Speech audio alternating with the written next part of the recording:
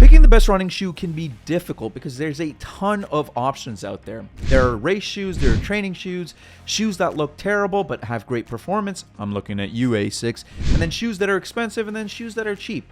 Don't worry, I'm the smart shopper, and I'm going to be discussing the best running shoes based on performance and value and the situations that these shoes are best suitable for, so that you can pick the best one for your unique circumstances. And yes, there are a couple of surprises in here.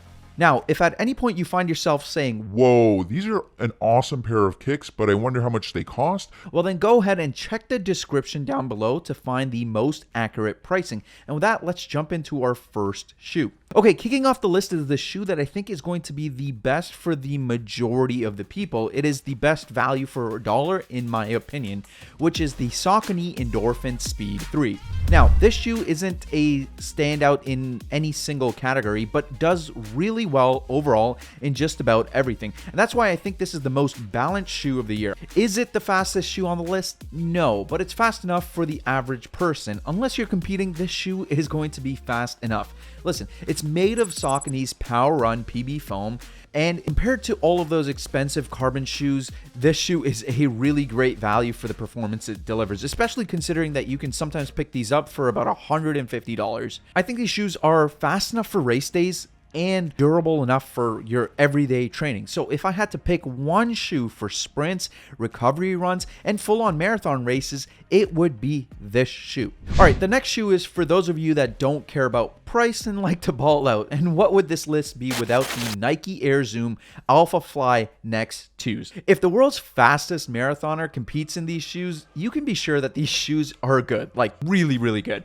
But I'll tell you right off the bat, these shoes are not for everyone. First off, they're like at minimum $300. That's a lot of money, easily taking the crown for some of the most expensive running shoes on the market. Secondly, they have a full carbon plate, which is held up by a huge stack of Zoom X foam, which makes the heel of the shoe quite high. And finally, we all know this, the Zoom foam isn't known for being durable, meaning that you are going to run through these shoes quite fast.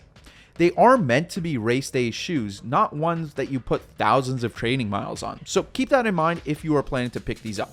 I would highly recommend these for a person who likes to compete and needs a race day shoe, not like a everyday trainer. And if I'm being honest, if you are a casual runners, you know, the ones that aren't trying to beat records, there are other shoes that might be a better fit. Now, I hear what some of you are saying. Smart. These shoes are insane. That price is ridiculous. Who wants to pay that much for a running shoe? Don't worry, I got you. Next up is a budget-friendly option so that you can put those miles in on a budget. I'm talking about the Nike Pegasus 39s.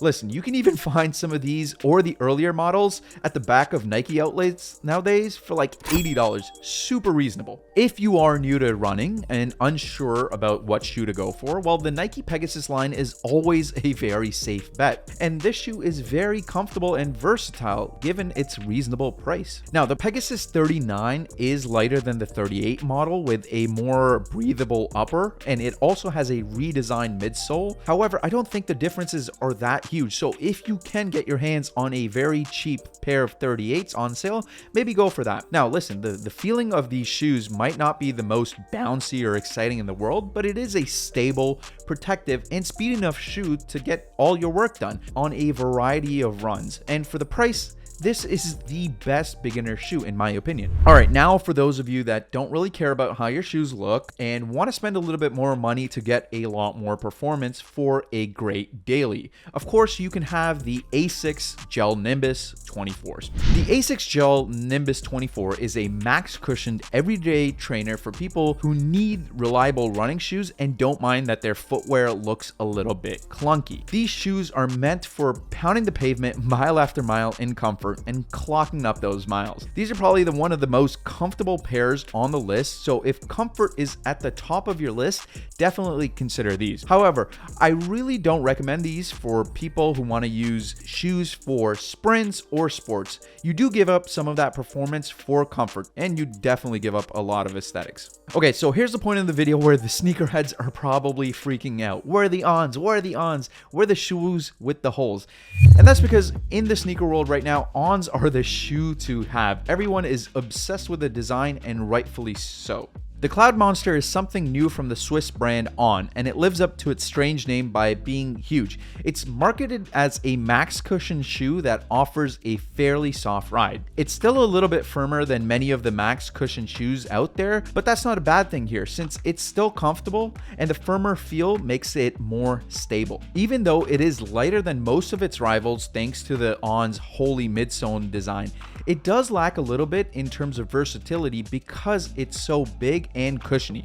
But at the end of the day, the Cloudmonster is a comfortable, easy run shoe. And if you are someone that needs that extra support, maybe you have ankle issues or don't always run on smooth pavement or a treadmill, well then these are going to be a great option, not just because of style, but because of the comfort as well.